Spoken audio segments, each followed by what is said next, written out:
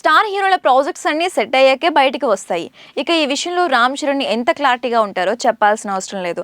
ఇప్పుడు 'సుక్కు' మూవీ విషయంలో ఇంతే క్లారిటీతో ఉన్నాడట చెర్రీ. మార్చి 27న mega power star Ram Charan పుట్టినరోజు కానుకగా ఆయన శంకర్ దర్శకత్వంలో నటిస్తున్న 'గేమ్ చేంజర్'లోని మొదటి పాట విడుదలయ్యే అవకాశం ఉందని దాదాపుగా ఖరారైంది. ఇది రామ్ చరణ్ అభిమానులకు ఎంతో సంతోషాన్ని ఇచ్చే వార్తే.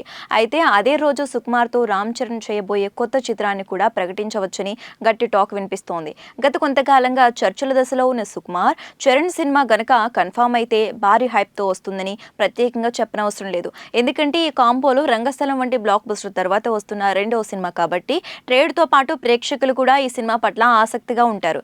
ఇక ఈ సినిమా కథపై క్రియేటివ్ జీనియస్ సుకుమార్ చాలా రకాల ఆలోచనలతో ఉన్నట్లు తెలుస్తోంది. ఆయన గత కొన్ని సినిమాలను గమనిస్తే రంగస్థలం నుండి గ్రామీణ బ్యాక్ డ్రాప్ ఉన్న యాక్షన్ చిత్రాలే చేస్తున్నారు.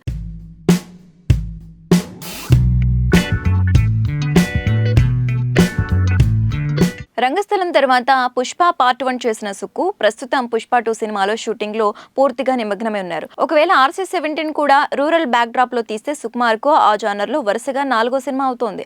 అందువల్ల ప్రేక్షకులు రొటీన్ గా ఫీల్ అయ్యే ప్రమాదం ఉంది. మరోవైపు దర్శకుడు బుచ్చిబాబుతో చరణ్ తదుపరి చేయబోయే సినిమా గురించి పల్లెటూరు బ్యాక్ డ్రాప్ లోనే తెరకెక్కనుంది కాబట్టి సుకుమార్ ఖచ్చితంగా ఈ జోన్ నుంచి బయటికి వచ్చి ఏదైనా కొత్తగా చేస్తేనే ప్రేక్షకుల సినిమాకి క్రేజ్ పెరుగుతోంది. ఆ విషయం పక్కన పెడితే సుకుమార్ అంటే గుర్తు వచ్చేది హీరో క్యారెక్టరైజేషన్. రెగ్యులర్ క్యారెక్టర్స్ లా కాకుండా సుకుమార్ హీరోలు ఇంటెన్స్ గ్రే షేడ్స్ తో ఉంటారు. అందువల్ల ఆ పాత్రలో నటించడానికి ఎంతో స్కోప్ దొరుకుతోంది.